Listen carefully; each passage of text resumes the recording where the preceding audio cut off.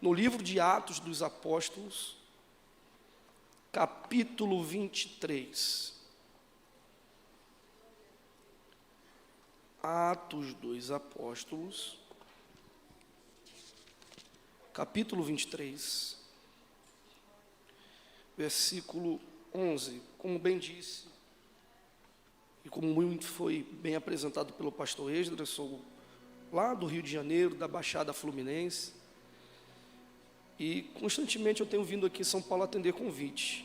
E eu vou confiar com vocês, tem duas coisas que eu ainda não me acostumei aqui. A primeira é o frio de vocês, gente. Acho que só vocês conseguem suportar. Eu passo uma prova terrível no frio daqui. E a segunda coisa, gente, é a falta do feijãozinho preto. Meu Deus. Se tiver um carioca escondido aí com feijão preto, estou aceitando o convite para almoçar hoje, tá bom? Mas Deus tem sido muito bondoso aqui. É um estado que me acolheu e eu tenho um carinho enorme por esse lugar. E Deus continue abençoando vocês. Você achou o texto? Pode liberar um glória do tamanho do seu milagre? Amém. Está escrito assim: e na noite seguinte, apresentando-se-lhe o Senhor, disse: Paulo, tem ânimo, porque como de mim testificaste em Jerusalém, assim importa que testifiques também em Roma. Você pode ler no 3 comigo? 1, 2, 3. E na noite...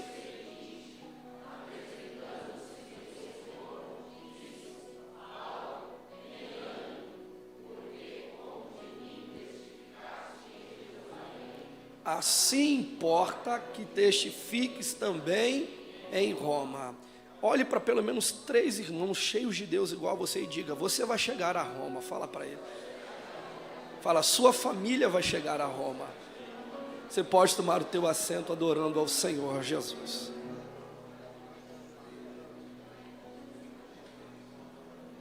Queridos, quando nós... Show de bola, me ajuda, viu? Quando nós se debruçamos sobre o livro de Atos, nós vamos perceber que ele foge à regra do que nós estamos acostumados a ler no Novo Testamento.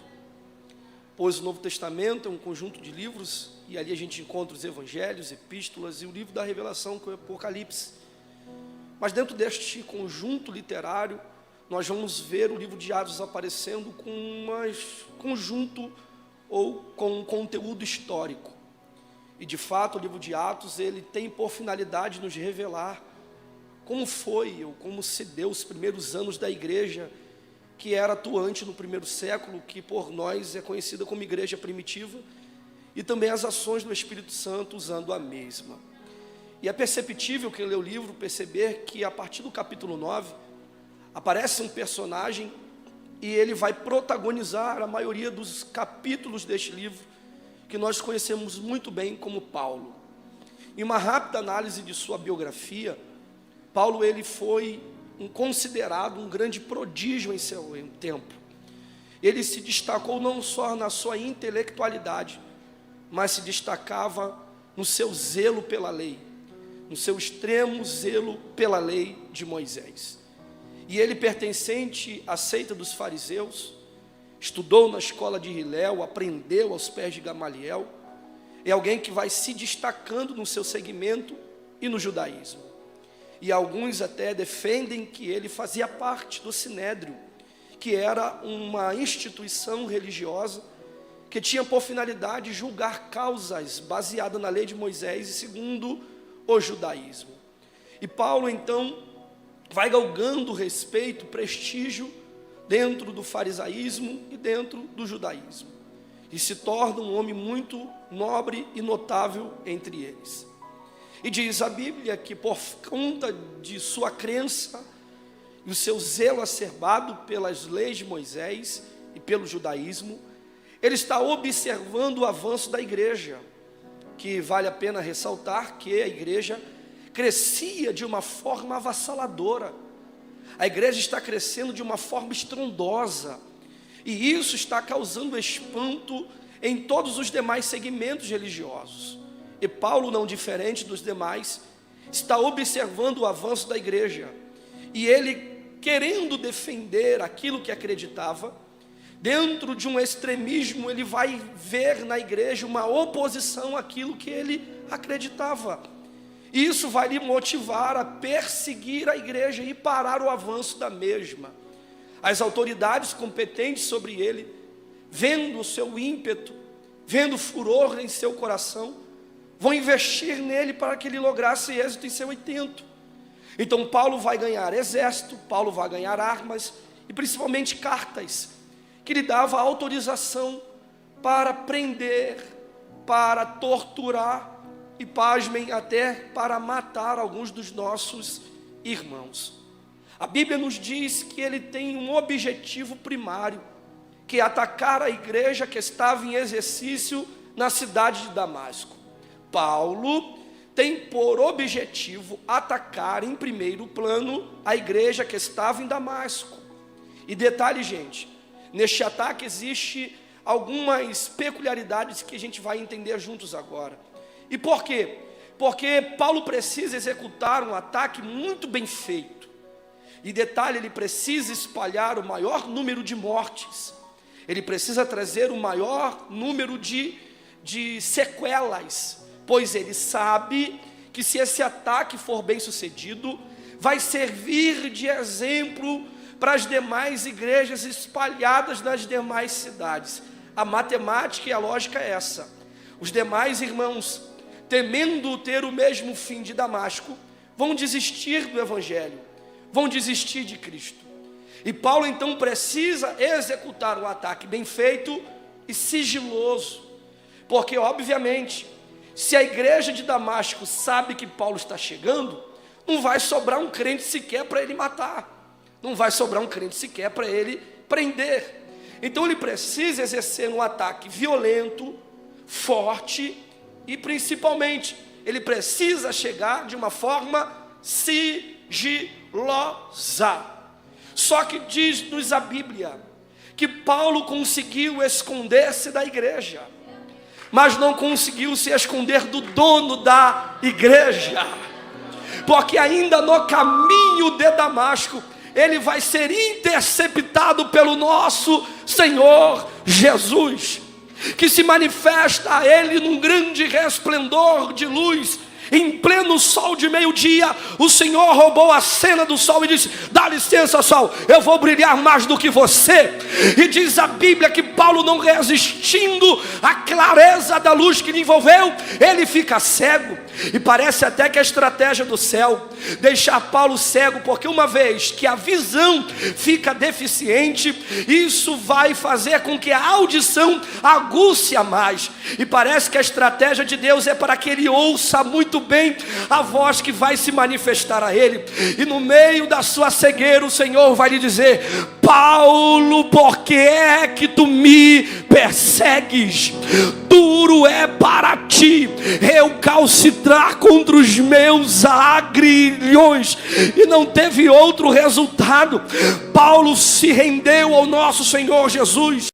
E aquele que perseguia a igreja agora está disposto a levantar a bandeira do evangelho como igreja e padecer pelo nome do Senhor Jesus. Eu quero aqui, nesta rápida introdução, ressaltar o outro lado dessa história. E qual, pastor?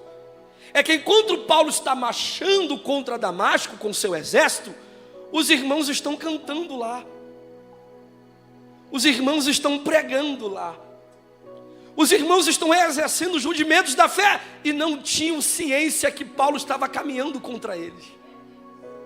Enquanto estão cantando, orando, aleluia, eles não tinham noção do que estava prestes a acontecer e chegar. Mas sem que eles saibam, o Senhor chegou primeiro do que Paulo.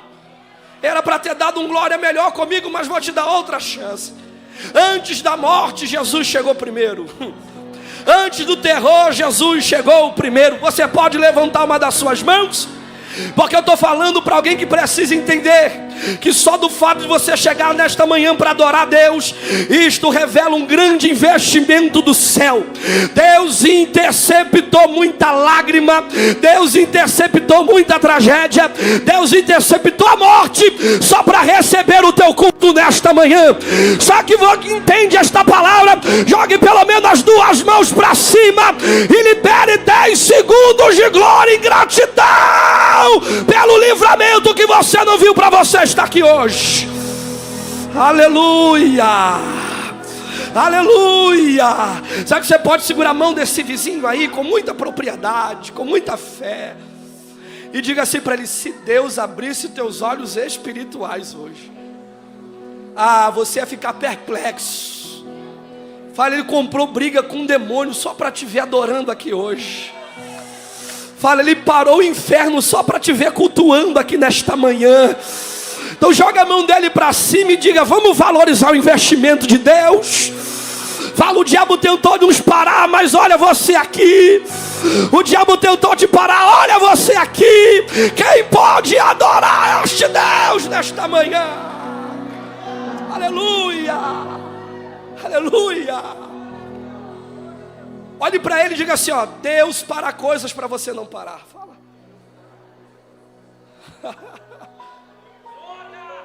Oh, glória, glória, glória. Paulo então se converte. E quando o próprio Deus fala sobre o mesmo, ele disse que Paulo era um vaso escolhido. Deus disse que Paulo era vaso, o que é, igreja? E é escolhido por uma missão muito nobre: levar o evangelho aos confins da terra. Paulo é conhecido como o apóstolo dos gentios. Justamente este título recai sobre ele pela missão que ele recebe de levar o evangelho fora os portões e os muros de Jerusalém. E detalhe, ele exerce com muita maestria o fato de desvincular o evangelho do judaísmo. E era isso que atrapalhava o evangelho de romper fronteiras, pois o judaísmo, ainda muito entrelaçado, atrapalhava. E Paulo, na sua intelectualidade, segundo a orientação do Espírito Santo que lhe conduziu também, ele consegue desvincular e facilitar a nossa vida, para que possamos também ter acesso à salvação. Então Paulo entraria em territórios totalmente dominados pelo reino das trevas, a saber, por exemplo, a cidade de Éfeso, que, ao meu ver, foi a cidade mais oprimida que Paulo enfrentou. E sob esta perspectiva, o Espírito Santo vai lhe confiar os 9 dons do Espírito Santo, que o mesmo faz menção na carta aos Coríntios. E por que Paulo fala sobre os 9 dons? Ele fala com propriedade porque fazia uso dos 9. E esse revestimento especial recaiu sobre ele justamente pela missão que ele teria, pois ele entraria em territórios que nunca ouviu falar de Jesus, que há milênios era escravizado pelo reino das trevas, e o diabo se achava dono da região. Então por isso Paulo recebe este revestimento especial. E repito, a cidade que Paulo enfrentou a maior batalha espiritual, e eu uso como exemplo, é a cidade de Éfeso. Quem lê Atos a partir do capítulo 19 vai ler lá e entender que era muito comum entre os moradores da cidade eles manifestarem demônios pelas ruas. Era muito comum eles se envolverem com misticismos e bruxarias. Parece que a cidade de Éfeso tem uma certa inclinação para esta área espiritual. E detalhe, a cidade de Éfeso era recheada de templos dedicados a entidades naquele período. É uma cidade totalmente escravizada pelo reino das trevas. E não sou eu que digo, o próprio apóstolo falou sobre a cidade. E quando ele escreve a carta aos Efésios, ele vai ressaltar a batalha espiritual que nós vivemos. E por que a única carta que Paulo fala sobre batalha espiritual é para Éfeso? Paulo fala para Éfeso a necessidade de se revestir de uma armadura espiritual, pois a nossa luta não é contra a carne, nem contra sangue, mas sim contra principados, potestades e hostes espirituais da maldade, que estão nas regiões celestiais. Por que Paulo fala sobre demônios, sobre o inferno e batalha espiritual para Éfeso? É Paulo dizendo: eu sei o que vocês enfrentam aí, porque um dia eu enfrentei. Paulo está dizendo para eles: eu não vi nada como vi aí em Éfeso. Eu vi toda a hierarquia do inferno trabalhando em conjunto para escravizar vocês.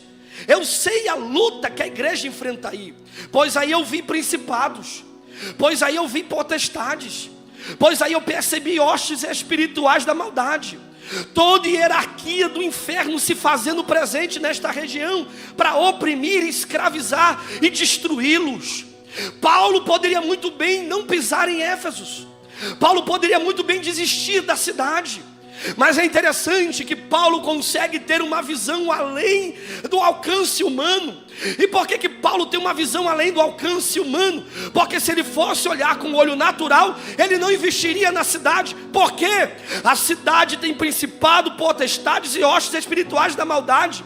E grave isso que eu vou dizer: a atuação do inferno em certas pessoas e lugares tem o poder de deformar, tem o poder de descaracterizar, tem o poder de roubar o valor que esta pessoa, este lugar tem. Ou se ele olhasse pelos olhos naturais, não investiria, não pregaria, não oraria, não pisaria. Mas Paulo entendeu, gente. Se o diabo está investindo pesado nesta região, é porque esta região tem algum valor no mundo espiritual. Alguém já levantou a mão para adorar e já está entendendo o recado. Paulo entendeu: eu não posso permitir ser influenciado pela atuação do inferno nesta região. De certo que a atuação do inferno descaracteriza, sim. A atuação do inferno rouba o valor, sim, para todo mundo, menos para você. A atuação do diabo pode sim deformar, pode, menos para você. Paulo entendeu: se o diabo está fazendo presente para investir aqui, é porque este lugar tem alguma coisa especial. E lá vai. Eu estou falando para a mãe que está cansada de chorar pelo filho. Eu estou falando pelo pai que está cansado de chorar pela sua família. Eu estou falando para alguém aqui hoje que viu a atuação do inferno sobre a sua família e está vendo a atuação do inferno sobre alguém que ama, destroçando, deformando, roubando valor. E tem gente que não está na mesma ligação, não vê o que você vê, diz: abandona, abre mão, divorcia, larga, manda embora. Só que Deus hoje vai abrir os teus olhos para você entender que existe uma grande coisa por detrás deste ataque. O que? O valor, o sentido que esta pessoa tem. Olhe para alguém agora nesta manhã. Eu estou vendo gente chorando. Pega a mão dele aí, pega a mão dela e diga: não permita que a atuação do inferno deforme, roube o valor especial que esta alma, que esta família, que esta vida tem. Diga: se o diabo botou a mão suja, você vai colocar as tuas mãos santas. Alguém levantou a mão para adorar. Se o diabo se fez presente, você vai investir o dobro. Oh glória! Mas ele está proibido de deformar e destruir o que Deus te deu. Aleluia, aleluia, aleluia. Eu sinto a presença do guerreiro entre nós. Eu sinto a presença do nosso Jesus entre nós. Emabracalavacheia, Deus veio renovar joelhos aqui hoje. Deus veio renovar a força desta mãe aqui hoje. Você não está autorizado a abrir mão de quem Deus colocou na sua vida para você cuidar. E lá vai para você reagir no melhor glória nesta manhã comigo. Pasme os senhores, o lugar em que Paulo enfrentou a maior batalha espiritual também foi o lugar que Deus mais lhe usou. Eu vou repetir. O lugar da maior guerra, da maior batalha, da maior prensa, foi o lugar que Deus mais lhe usou. Gente, Paulo era usado por Deus, mas como foi usado em Éfeso eu nunca vi. Se só não valeu um glória, já não sei mais o que vale. Está escrito que pelas mãos de Paulo em Éfeso, o Senhor operava, pastores, extraordinários milagres. Paulo viu milagre, mas milagre extraordinário só no lugar da maior guerra.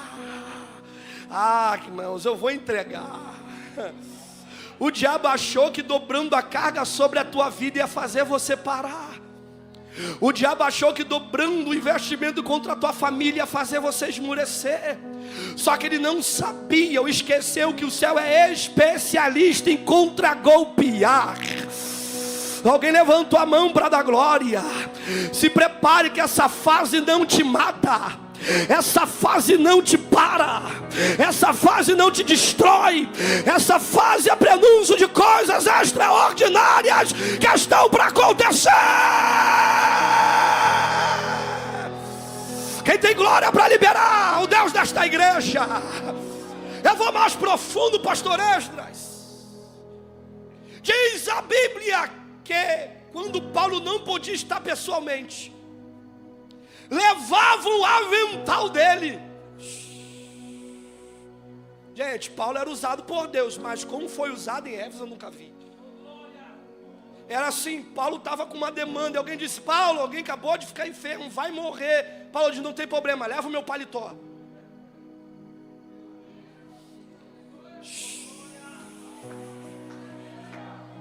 E a descrição do texto está assim, ó. Quando o avental chegava, as enfermidades pulavam deles. Você está comigo aqui, gente? Eu estou arrepiado. Quando o avental chegava, a enfermidade pulava, saltava deles. Eita! Não para aí. E se fosse demônio, está escrito, os demônios fugiam. Gente, se o avental, só o avental faz isso, imagina quando um homem chegava. Você está comigo? Levanta a tua mão para pegar. Não é você que vai recuar. Não é você que vai embora. Não é você que vai entregar tudo. É o diabo que vai bater em retirada. Alguém ficou de pé para adorar. Não é você que vai fugir. É os demônios que vão correr quando você chegar. Olha aí. Olha aí. Olha aí. Quem tem mão para levantar, levanta. Quem tem boca para adorar, adora. O diabo já descobriu que o leão que estava adormecido já acordou. Aleluia. Não, pega a mão desse crente. Pega a mão desse crente. Pega a mão desse crente. E diga: o diabo mexeu com a família errada. Fala, ele mexeu com o casamento errado. Olha aí. Olha aí. Olha aí. Mexeu com os filhos errados. Nessa casa tem mãe que ora. Nessa casa tem pai que busca. Olha aí. Vai, eu te dou um minuto para você gritar o nome de alguém. Eu te dou um minuto para você gritar o nome dele agora. Vai. Vai, tem livramento na terra. Oh glória, pode acender vela. Pode arriar o que for.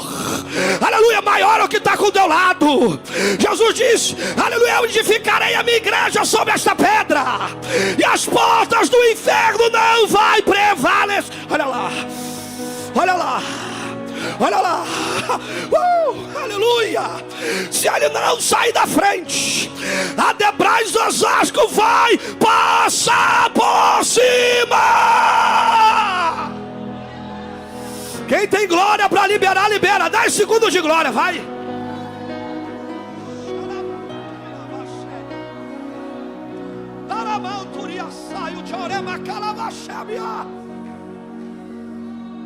Aleluia.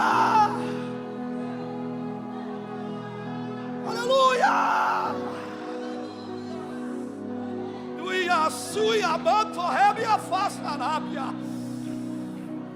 Aleluia.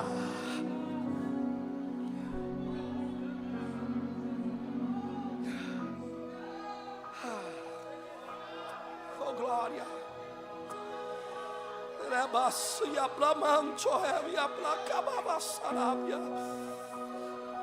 Levante as suas mãos em forma de concha, vai. Deus está botando fogo nas tuas mãos agora. Tu vai entrar em casa marchando hoje, mas não vai ter mais pagodão na tua casa. Não vai ter mais festa, aleluia, na tua casa. Não vai ter mais bebida na tua casa. O diabo não faz mais o que quer com a tua família. Você se posicionou hoje, é a autoridade do céu nessa terra. E não é você que vai embora, é o diabo e seus anjos que já estão batendo em retirada. Oh, glórias a Jesus de Nazaré. Glórias a Jesus de Nazaré. Eu caminho para concluir. Paulo então vai ser esse exponencial na mão de Deus. Coleciona em sua galeria 3 viagens missionárias. Ilhas, aldeias, cidades, países, continentes foram alcançados pelo seu ministério. Isso atraiu cooperadores, ofertas, aplausos, conceito, respeito. Só que esse sucesso ministerial também atraiu perseguições e oposições. Quem quer crescer na vida, independente da área e segmento, seja ele eclesiástico ou seja ele secular, precisa ter estrutura para lidar com oposições. Oposição é comum na rota de alguém que está progredindo em sucesso. E eu vou mais profundo nesse pensamento. Não se espante se tais descerem o mais baixo nível para tentar te parar,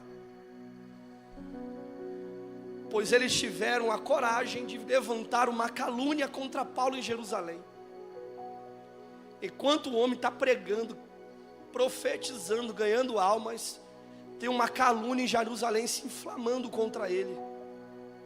Judeus legalistas que de fato nunca aceitaram sua conversão estão propagando o seguinte: que Paulo não é mais zeloso da lei, e está influenciando os judeus que não estão mais entre eles, em Jerusalém, ou na região da Judéia, abdicarem da lei mosaica, e principalmente da circuncisão. Paulo nunca pregou contra a circuncisão. Paulo só defendeu para nós judeus que a circuncisão nossa era um pacto, uma aliança espiritual, não feita na carne, mas em espírito. E eles se apegam a isso para pregar e levantar uma calúnia contra ele. E já reparou que a calúnia só acontece e ganha força na sua ausência? Porque a calúnia é arma na mão de gente covarde. É gente que se apropria da nossa ausência para falar coisas que não tem coragem na nossa presença. Quando Paulo chega em Jerusalém, encontra um cenário totalmente resistente a ele. Esdras, meus pastores, quem ria não ri mais, quem celebrava a sua chegada não celebra mais, quem festejava com ele não festeja mais, e está todo mundo olhando estranho. Quando Paulo pisa, você já viveu isso? Parece até que você tem uma doença contagiosa, ninguém quer chegar perto de você. Mas grave o que eu vou dizer, essas fases são reveladoras, pois elas revelam os falsos, mas também revelam os amigos verdadeiros. Porque o apóstolo Tiago cola em Paulo e diz: Paulo, o que pega para você vai pegar para mim. Eu vou falar para você, está todo mundo te desviando de você, fugindo de você, mas eu vou falar a verdade. E detalhe, você nem precisa se justificar porque eu te conheço. Espalhar uma calúnia contra você, que tu não está mais zeloso da lei, está influenciando os judeus que não estão em Jerusalém a largarem a Moisés, a lei e a circuncisão. Eu sei que é mentira. Vamos japar a cabeça juntos, vamos fazer um voto, vamos mostrar a esse povo que é mentira. E não adianta, gente. Quando o júri é parcial, quando os nossos juízes são parciais, pouco importa se a verdade está do seu lado. O que essa turma aqui é apenas um pretexto para te parar. Paulo está sendo espancado quase à morte. E a gente termina agora. Soldados romanos entraram na turba para livrá-lo, meus pastores.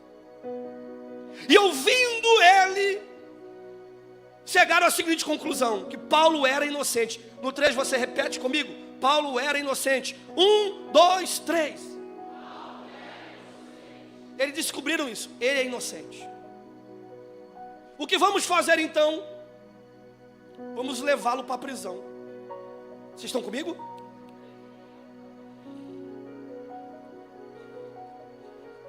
Ele é inocente. E por isso vamos levá-lo para a prisão. Gente, não foge a lógica isso? Porque a prisão é um lugar de gente criminosa, culpado de seus crimes. E quem prende sabe que é inocente, mas por que prende? Porque eles entenderam que a liberdade para Paulo nesse momento é mais prejuízo do que tudo. Porque, gente, Deus está aqui. Porque se eles veem Paulo andando pelas ruas, vão matar. E nem sempre eles vão estar perto para lhe guardar. Então vamos fazer o seguinte: vamos lhe prender, Paulo, mas o contexto de prisão para você é diferente. Não estamos lhe prendendo porque é culpado, justamente é porque você é inocente. E para nós é melhor lhe ver preso vivo do que lhe ver solto morto. Ah, gente. Aí lá vai Paulo entrando na cela, e a cela é apertada, não é? A cela é desconfortável, não é? A cela limita, não limita? Mas é o lugar que Deus escolheu para lhe preservar. Nós precisamos estar prontos para enxergar a graça de Deus nos apertos da vida. Nós precisamos estar prontos para ver a mão de Deus nos desconfortos. Aperta, limita, desconforta, mas preserva. Ah, não, olhe para alguém, ajuda o pregador, irmãos, ajuda o pregador. Pega a mão desse crente aí cheio de Deus, vai. Isso, eu estou terminando agora. Olhe no olho dele e diga assim: aperta, limita, fala para ele: desconforta, mas vem de Deus, mas vem de Deus, mas vem de Deus. Tem gente vivendo aperto, tem gente vivendo desconforto, e é Deus dizendo: não é o diabo, sou eu. Porque tem horas que é melhor estar perto com Jesus, é melhor estar no desconforto. Alguém levantou a mão para adorar. Se você tivesse naquela falsa sensação de liberdade, outrora nós tínhamos uma falsa sensação de liberdade. Tinha gente aqui que andava com um revólver na cintura. Tinha gente aqui que não levava desaforo para casa. Ia onde queria, fazia o que queria. E não tinha ninguém que pudesse se segurar. Mas o Evangelho chegou. E deixa eu te dizer, o Evangelho é mais prisão do que liberdade. Você está comigo? E por quê? Porque é mais prisão. Porque a gente não pode mais postar foto que gosta. Não pode mais ir onde quer. Não pode falar o que dá na telha. Alguém entendeu? Alguém entendeu? E eu estou pregando para alguém que só está vivo porque o Evangelho chegou. Porque olha aí, se tivesse naquela falsa sensação de liberdade, talvez até no inferno você já estaria. Mas olha, hoje está preso. Oh glória! Está no desconforto, mas é crente. Está indo para o céu.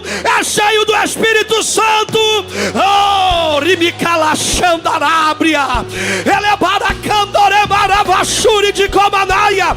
Aí Paulo dá um tapa na cara do diabo. Porque o diabo achou, ele vai criticar, vai murmurar. Mas quando Paulo escreve a Filemão, olha o que Paulo fala: eu, Paulo, sou prisioneiro de Cristo. Deixa eu ver quem é prisioneiro dele aqui. Deixa eu ver quem é prisioneiro dele aqui. Deixa eu ver quem é prisioneiro. Paulo escreve aos Romanos assim: eu glorifico Deus nas minhas prisões. O diabo achou que tu ia murmurar nessa fase. O diabo achou que tu ia largar tudo nessa fase. Mas olha você, glorificando a Ele nas suas prisões.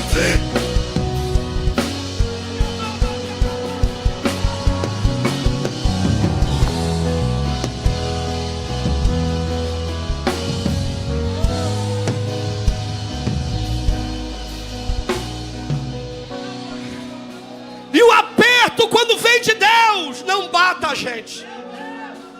O aperto, quando vem de Deus, deixa a gente melhor. Então, você não está aqui.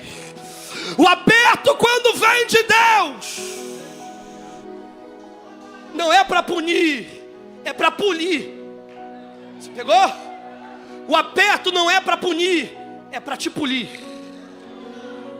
E aqui que a oposição morre de raiva, porque Paulo, mesmo preso, ele se reinventa. Preso, escreve carta. Está preso, doutrina e igreja. Está preso, está ganhando alma. Ah, Jeová. Está preso, mas está tocando teclado. Está preso, mas está tocando contrabaixo. Está cantando ministério de louvor. Está dirigindo igreja. Está preso, mas é da orquestra. Está preso, canta no coral. Está preso. Não, a prisão, no aperto não veio para te matar. Veio para te deixar melhor. Micala cheia. Quem pode glorificá-lo pelas prisões?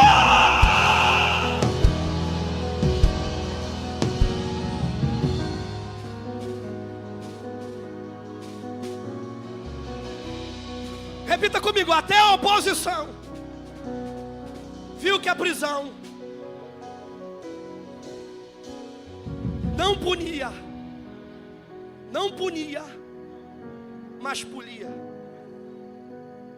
E eles tomaram a decisão: não queremos ver Paulo preso, queremos vê-lo morto. E eu gosto que a Bíblia dá número para isso, pastor, porque são 40 judeus articulando um plano para matar Paulo dentro da prisão. E tem grupo que quando se junta, a gente logo diz, né? Logo deduz para que é. Para orar que não é. E que Deus nos livre das reuniões que são feitas na nossa ausência, né? Deixa isso para lá. Só tem no Rio de Janeiro. Aqui em São Paulo não tem Osasco. Não tem isso aqui. Lá fora já subornaram os guardas, já montaram o plano e estão gritando: Paulo vai morrer hoje. Paulo não sai daquela cela vivo. Vamos acabar o seu ministério, vamos acabar com a sua carreira. Mas vocês leram comigo. E na noite seguinte, o Senhor visitou Paulo no cárcere.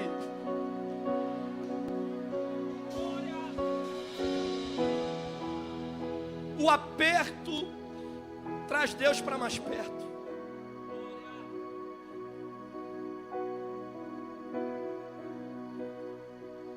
Parece que no céu, fábula minha, uma conjuntura minha, parece que tinha anjo pronto para descer e o Eterno disse: não, você não vai descer.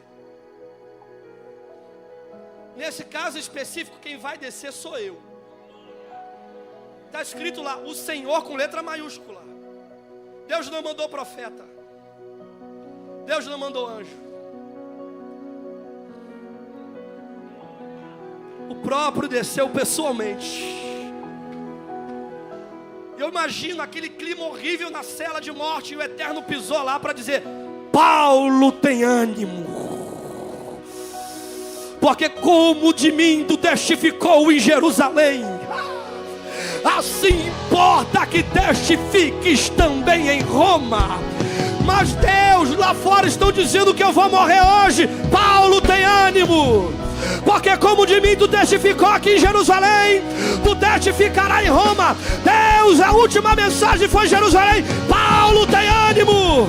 Como de mim testificou em Jerusalém, assim importa que testifiques em Roma. mas Deus já subornaram os guardas, já está tudo pronto para me matar. Paulo, tem ânimo, como de mim testificaste em Jerusalém, assim importa que testifiques em Roma. Eu termino aqui, olhe para alguém com muita fé agora, com muita fé. Com muita fé. Diga se essa turma só está provocando o céu a teu respeito. Fala. Ih, foi fraco. Vai. Seja a boca de Deus para ele aí. Seja a boca de Deus para ele aí. Diga-se para ele: você não vai dormir debaixo de sentença. Fala. Fala: tua casa não dorme debaixo de sentença. Essa manhã Jesus está pisando na Debrais Osasco para quebrar toda a sentença contra a tua casa. Quem é o homem para tentar determinar até onde você vai? Quem são os homens para determinar até onde tua família vai? E lá vai, todas as vezes que os homens se acham no direito de determinar até onde a nossa casa, o nosso ministério vai, Deus sempre vai se manifestar para provar para muita gente que quem dá a última palavra ainda é Ele.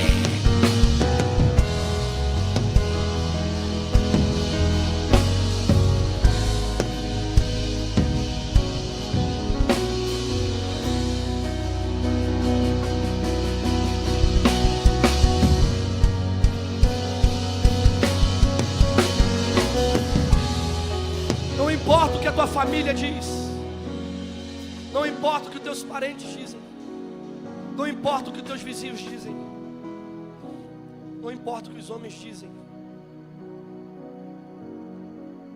Quem você escuta toca o teu destino. E você precisa às vezes abaixar o volume das multidões que gritam lá fora e focar na voz que se manifesta aqui dentro toda quarta, todo domingo.